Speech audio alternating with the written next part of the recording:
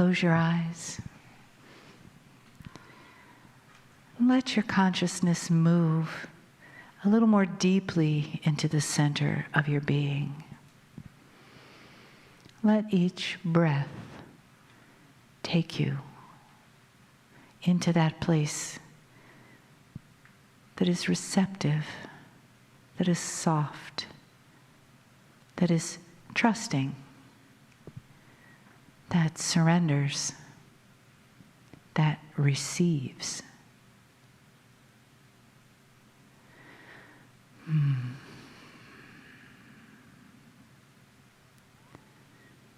the energy of what's been created here today and what continues to be created, in the love and the honoring that comes from Kryon, the love and the honoring of the human and the journey of the soul here in human form.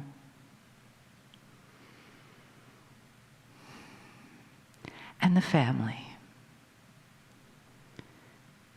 that we are when we're together in this life, other lives, future lives, and when we're not together in the physical.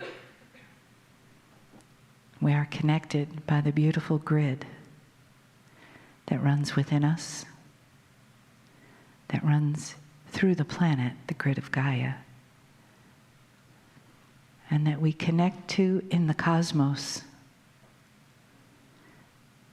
And we don't have to think, just know and feel that connection and the depth of love that comes with that, and the sweetness of knowing who we are, why we are, where we came from,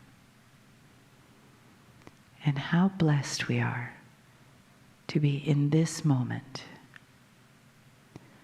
in this now moment, present to receive, creating this moment together so that we can have this special love showered upon us.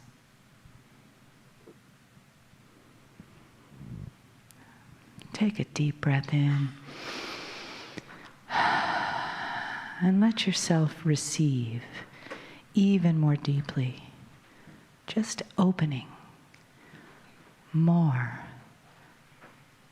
And you don't have to know what that is. Just trust that it is. And let your soul resonate with the love that is supported and acknowledged through the beauty of the energy and the message of Kryon. Greetings, dear ones. I'm Kryon of Magnetic Service.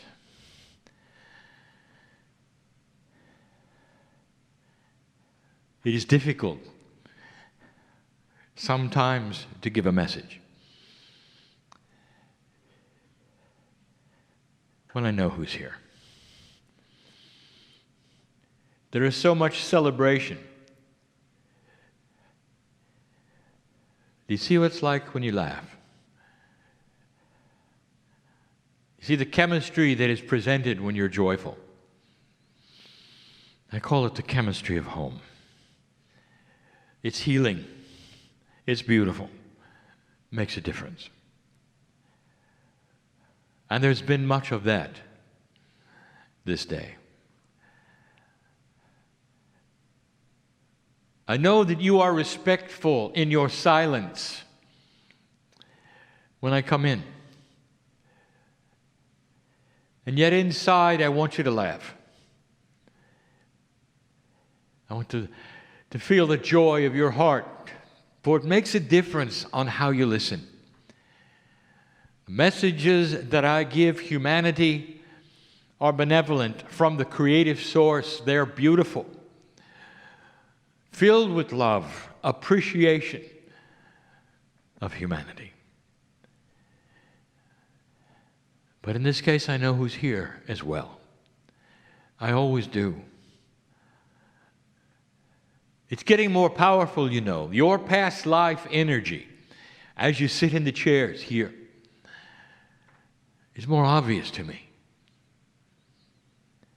It broadcasts itself, even in the energy of the earth plane. Oh, I know what you've been through. But you are broadcasting it through that which is your Merkaba more than ever before. In order, dear ones, for you to become closer with Spirit, in order for you to have an experience perhaps you haven't had before, I'm going to repeat a phrase. It's time for you to get out of linearity. You are graduating to bigger concepts of yourself. You are graduating to bigger concepts of Spirit. My partner teaches what I teach. And you're beginning to get into those areas that are confusing because they are areas you've not heard before. And they involve you with you. That is difficult. But it's even made more difficult if you start to ask the linear questions that so many of you ask.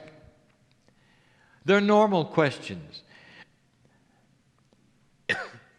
Dear ones, humanity is linear. You live in 3 dimensions. And in that paradigm, you exist, even spiritually. And you're constantly asking the questions that you feel are pertinent, and they're not, because they're linear. Today, the subject was brought to you about working with that which is innate. To talk to that which is your body, to imbue yourself with the ability of mining the Akash. These are all concepts. And yet, that which you wish to know about them are linear. I know what you're thinking.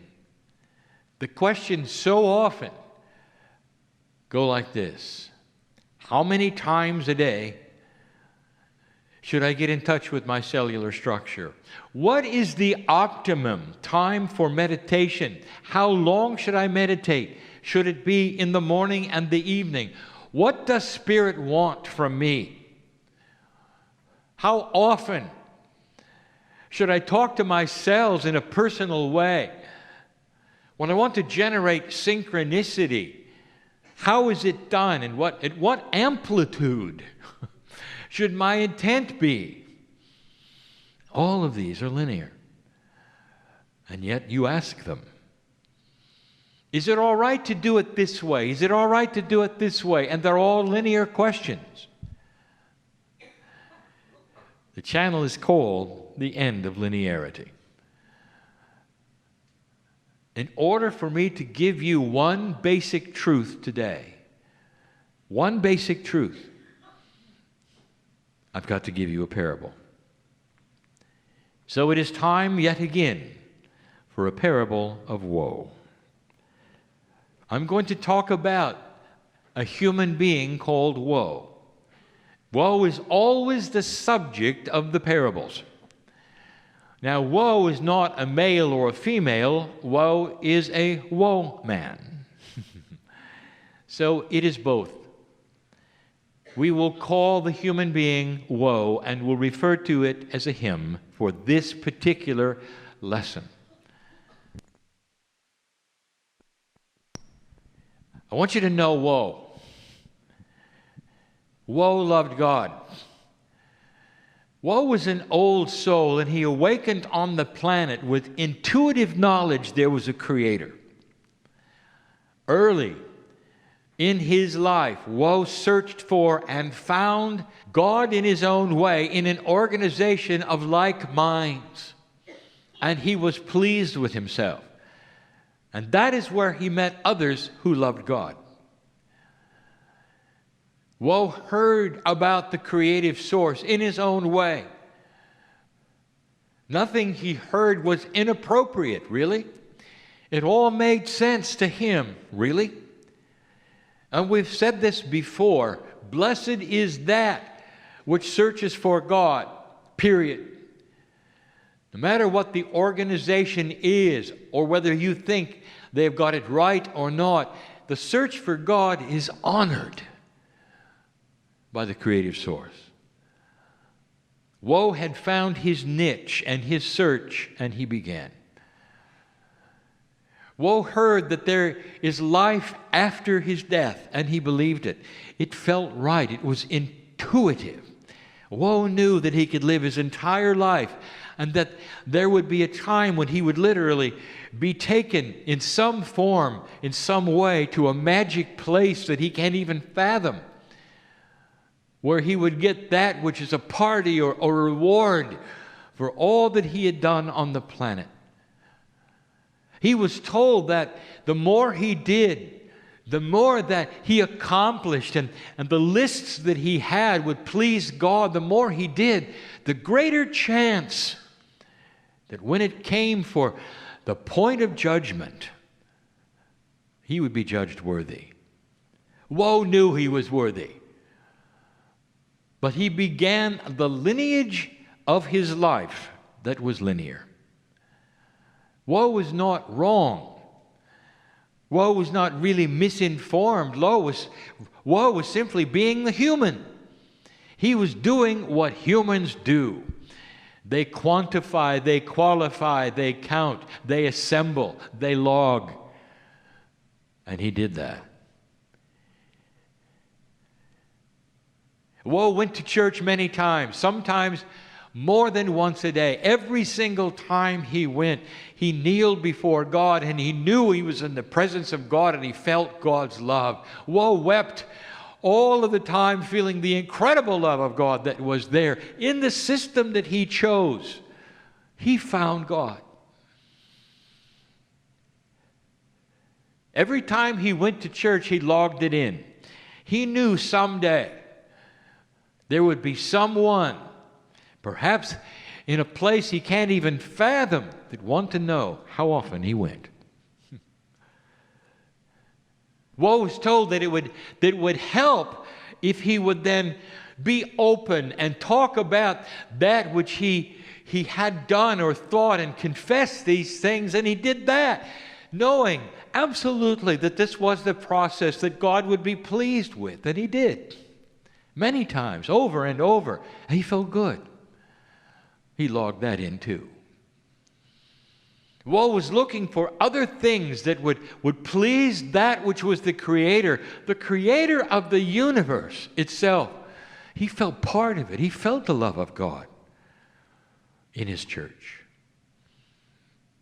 He started volunteering.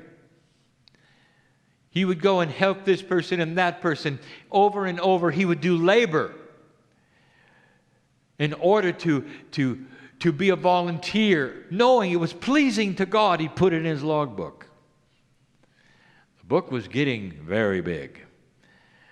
Woe was getting older. He was so pleased. He was in his second book, in his third book, in his fourth book, logging in the things that he was doing. And he felt good about it. Everything that he heard from those in charge, who were the spiritual teachers, would agree in everything he was doing. Woe was doing it right. He's a good man. He was a good person. He didn't hurt anybody. And then it was time. Woe passed away peacefully. Peacefully. He knew it was the time, and he knew that he would meet the Master. He knew that he would go to a place again that he couldn't even conceive of, that would be beautiful beyond anything that he had seen. And he was right. Oh, he was right. He passed through the tunnel and he recognized the white light at the end. This is God. This is where it's going to happen. I'm on my way to a place where there'll be a beautiful gate where they will listen to me. I brought my logbooks. They're maybe esoteric, but they're with me. I've got them with me. I can tell what I've done, how many times I've done it. Indeed, they will be impressed with me because I did it right. I love God. God loves me. He got all of that right. All of it. God loved him, and he loved God.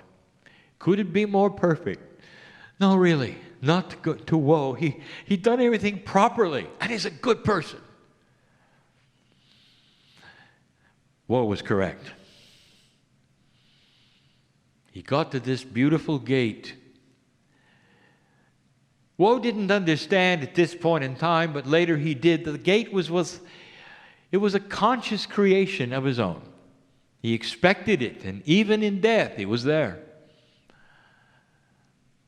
Woe was ready. There was a beautiful golden angel at the gate. He shone like the sun. Woe recognized him somehow, some way, like maybe he'd met him before. Woe was ready.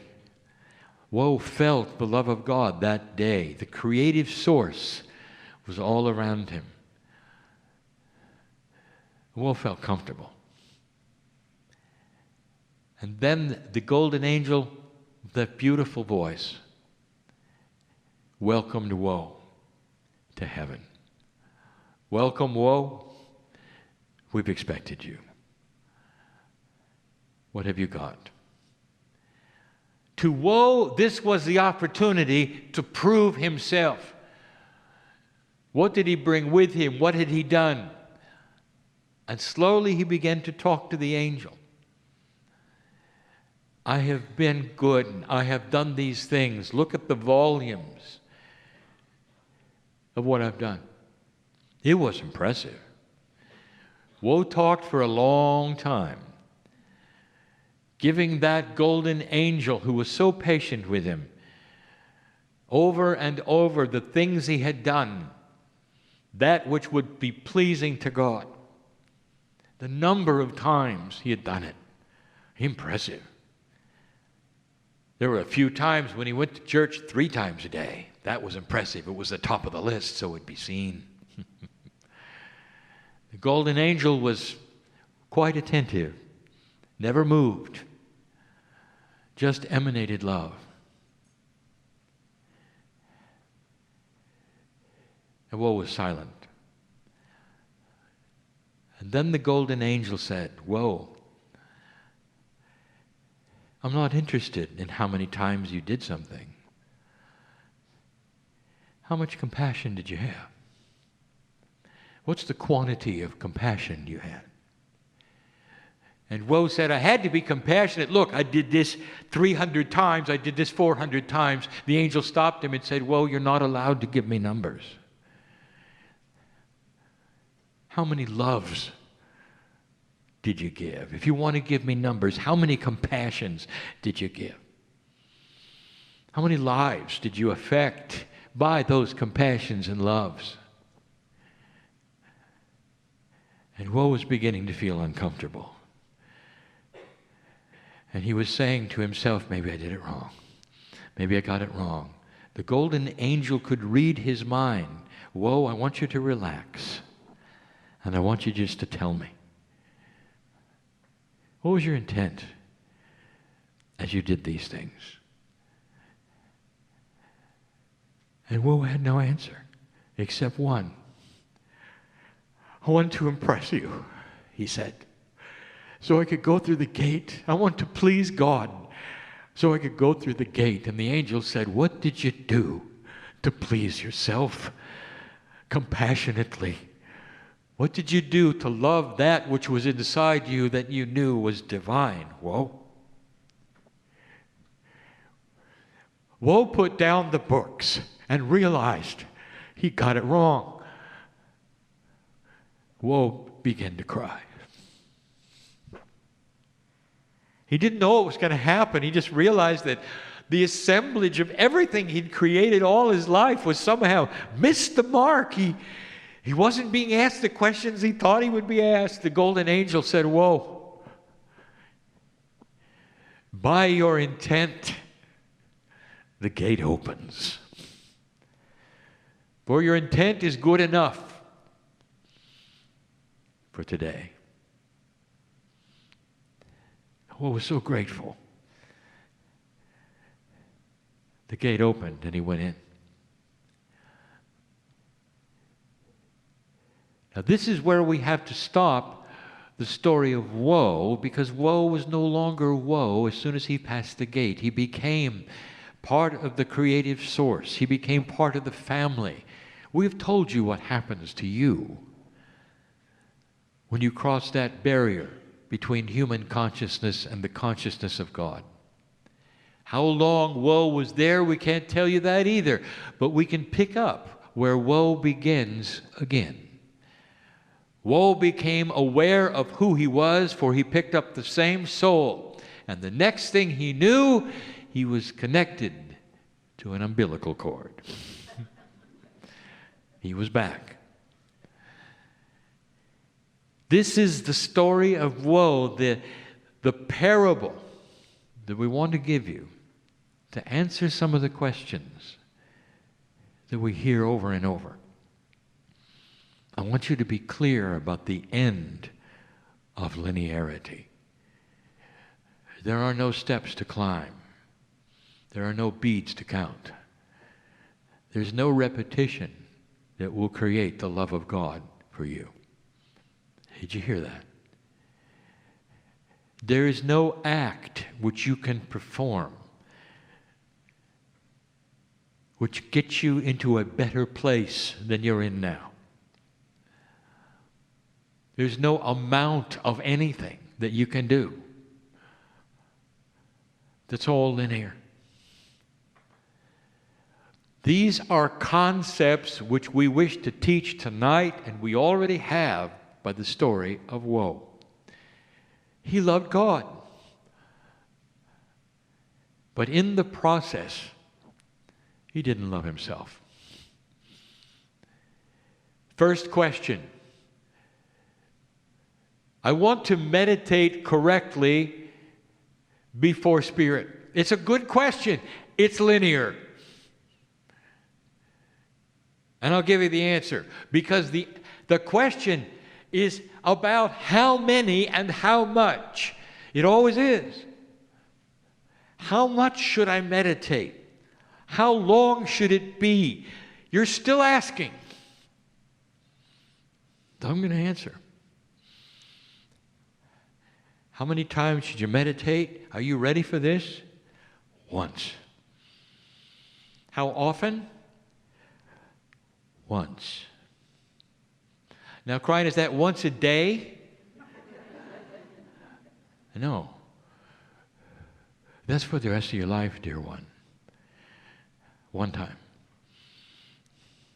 I want you to go in meditation and never come out. Do you hear me? Never come out. I want you to be close to your peace of God inside. You're always in a meditative state. You're in a walking meditation. You're alert, you're connected, and you never leave. Do you hear this? That's a concept. There is no linearity. And if you object to that and say, well, yeah, but you're not in 3D, Kryon. We got to do it here or there. Or no, you don't. You do it one time. And let your body decide when it gets intense and when it isn't. When it's you're driving, or when it's you're walking, or when you're talking to a friend, or when you're compassionate, or when you're perhaps sleeping. One time. You're always there. You're connected to God. You have in you the creative seed given to you very early. You're born with it. You ask about it. First time you awaken, I said this morning, you look for God. Well, when you've decided that it's inside you, I want you to connect with it and never stop. One time. All your life, one time. Don't you dare keep a log. We're not interested. You shouldn't be either. What's your compassion quotient? Again, I ask. You can't count how many compassions there are. You can't count how many loves there are. If you're in love with yourself, it's not quantitative. It just is. Do you see? First question Woe was asked was about himself. What did you do for you? And then once that was cleared, not much, the next question was asked, what was your compassion for others? He wasn't in the compassion mode. He was counting genuflex. That's what was important. How many times could he bow? How many times could he show honor? How many candles did he light? Dear ones, that's linear. I want you to start understanding a multi-dimensional plan. I'll make a statement. You only have 3D to work in, right? We know that. You know that. So here's something new. I want you to do 3-dimensional actions for multi-dimensional solutions. And you'll be right. It's all you got right now. It's all you got. And that 3-dimensional action will be you with you the best way you can to go into a state of meditation that's forever. And you'll give intent for it. Between intent, compassion, and love, that's all we see. Spirit sees energy. Spirit sees energy. And the compassion that you would have for the one next to you, when you walk out of the room, for the one who cuts you off on the road, the compassion you'd have for a family member who doesn't understand where you were today and gives you a bad time. That's energy. How you doing so far? These are the tough ones. It's easy to be compassionate to a homeless person or a poor person. What about for you? Can you have compassion for your own life? Can you fall in love with everything that is you and is happening around you, no matter what it is? Can you have compassion, understanding, and love for circumstances you don't know about? That's energy. And that's what we see. Now you know why affirmations are one of the strongest things that an old soul can begin. Out loud, you are saying things to yourself, and we're hearing them, and they carry tremendous energy of joy, of purpose, of intent. And you stand there, perhaps even in the mirror, and you say, I am healthy. I am youthing. I am a spiritual being and part of God. I am that I am. I am on purpose. I am beautiful before God because I am part of the plan of God. And there is joy that rings through this. And it's nonlinear. You are saying statements in 3 dimensions. And you're getting multi-dimensional solutions. This is the new human, dear one, who starts to understand the language of spirit is energy. Now go do it, old soul. Go do it. And so it is.